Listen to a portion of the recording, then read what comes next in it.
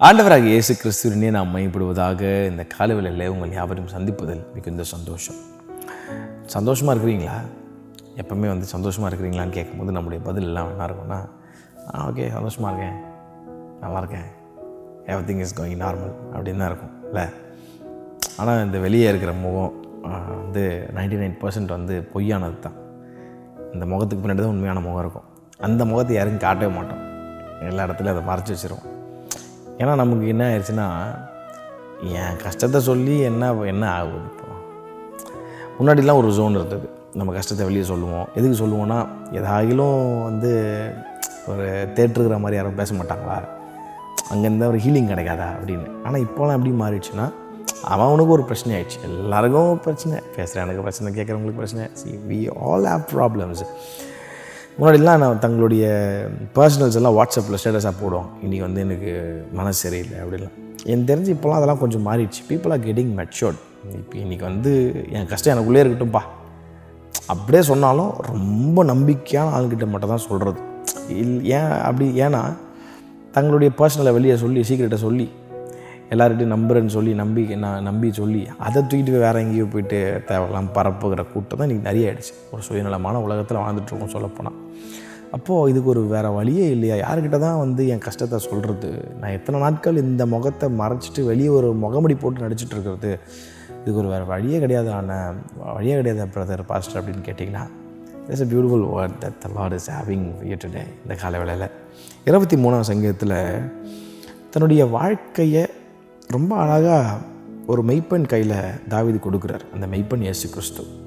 அதனால தான் அந்த வசனத்தில் எழுதுகிறார், கர்த்தர் என் மெய்ப்பராய் இருக்கிறார், இருந்தார், இருப்பார் அப்படின்லாம் சொல்லாமல் இருக்கிறார்.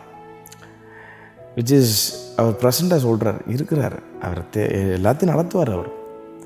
அப்போ அதெல்லாம் சொல்லிவிட்டு 3ஆவது வசனத்தில் ரொம்ப அழகாக சொல்கிறாரு, அவர் என் ஆத்துமாவை தேற்றி தம்முடைய நாமத்து நிமித்தம், அவருடைய நாமத்து நிமித்தம் என்னை நீதியின் பாதையில் நடத்துகிறார். அப்போ ஒரு வேளை உங்களுக்குள்ளே கேள்வி இருக்கலாம், அப்போது இதுக்கு வேறு வழியே கிடையாதா? நான் நடிச்சுட்டே தான் இருக்கணுமா? நான் கஷ்டத்தில் தான் இருக்கணுமா? ஏன்னா நான் நம்பி சொல்கிற ஆட்கள்லாம் பார்த்தா பின்னாடி குத்திடுறான், பேக் ஸ்டாப் பண்ணிடுறான். நான் அவனை நம்பி சொல்லியிருப்பேன், ஆனால் என் கதை 10 பேருக்கு தெரியுது, எப்படின்னே தெரில. ஃப்ரெண்டில் பார்க்கும்போது நம்புகிற மாதிரி இருக்காங்க பார்க்குறதுக்கு. நானும் ஆறுதல் கிடைக்கும், தேறுதல் கிடைக்கும்னு சொல்லிடுறேன். ஆனால் கடைசியில் நான் முட்டாளாக தான் போயிட்டுருக்கேன். அந்த சுற்றி இருக்கிறவங்களும் எனக்கு கேட்கும்போது அது இன்னும் என்னை ஹர்ட் பண்ணுது. அப்போ என்ன பண்ணுறது அப்படின்னு ஒரு கேள்வியோடு இந்த கால வேளையில் உட்காந்துட்டுருங்கன்னு சொன்னால், உங்கள் ஆத்துமாவை தேற்றுகிற ஒருவர் இருக்கிறார். Let me introduce him to you today. ஒருவேளை இந்த கால வேளையில் இதுதான் முதல் தடவை நான் அதை ஆன் பண்ணி பார்க்குறேன். நம்ம already going through a lot of situation. ஒரே வாழ்க்கையை, ஒரே பிரச்சனை, ஏதாவது ஒரு ஹீலிங் கிடைக்குமான்னு ஒரு எதிர்பார்ப்போடு உட்காந்துட்ருக்குறேன். வாழ்க்கையை முடிக்கலான்னு பார்த்தா ஒரு பக்கம் அது பண்ணவும் முடியல, அது பண்ணுறதுக்கு தைரியம் இல்லை, அது பண்ணால் ஒரு வேளை நரகத்துக்கு போயிடும்னு ஒரு நிறைய தாட்ஸ் ஓடிட்டுருக்கு. என்னை புரிஞ்சு தேற்றுகிறதுக்கு ஒருத்தர் என் கூட இல்லை அப்படின்னு. ஒருவேளை இந்த காலவேளையில் துவண்டு போய் நேரத்தில் பாரங்களோட வேலை பார்த்து கொண்டிருப்பீங்கன்னு சொன்னேன். இந்த காலவேளையில் ஏசப்பா உங்களுக்கு ஒரு வார்த்தையை சொல்கிறார், நான் ஆத்துமாவை தேற்றி. இந்த ஆத்துமாவில் பலன் இழந்துட்டோன்னு சொன்னால் உங்கள் ஃபிசிக்கல் பாடியில் பலன் இருக்காதுங்க. சில பேர்லாம் பார்த்தாலே தெரியும், ரொம்ப சோகமாகவே இருப்பான். ஏன்னா உள்ள பலன் இல்லை ஆத்மாவில். It's not only that they don't have strength on the physical bodies. உள்ள பலன் இல்லை. உள்ள பலன் இல்லைன்னு ஆட்டோமேட்டிக்காக வெளியே பலன் இருக்காது, எதுவுமே செய்ய முடியாது.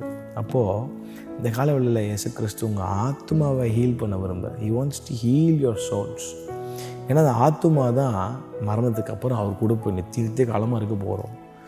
அப்போது God is very much concerned about your soul. உங்கள் ஆத்மா மேலே ரொம்ப, அதனால தான் பாருங்கள் அவருக்கு பேர், அநேக பேரில் ஒரு பேர், அவர் ஆத்துமநேசர், லவர் ஆஃப் மை சோல். ஏன்னா ஆத்மாவை விலையேற பெற்றது, நம்மளை விலை கொடுத்து வாங்கியிருக்கிறாருங்க. அப்போது இந்த ஆத்மாவில் ஒரு வேளை பலன் இல்லை, ஆனால் எனக்கு ரொம்ப பிரச்சனையாகவே இருக்குது அப்படின்னு உட்காந்துட்டு இருந்தீங்கன்னா, இந்த காலவெளியில் இயேசுவை நம்புங்க. அவரை போல் உங்களை ஹீல் பண்ணுகிற ஒருவர் யாருமே இருக்க மாட்டார். You can get healing by his word, you can get healing by his presence. உட்காருங்க ஆண்டவர் சமூகத்தில், அவர்கிட்ட எக்ஸ்பிளைன் பண்ணுங்கள்.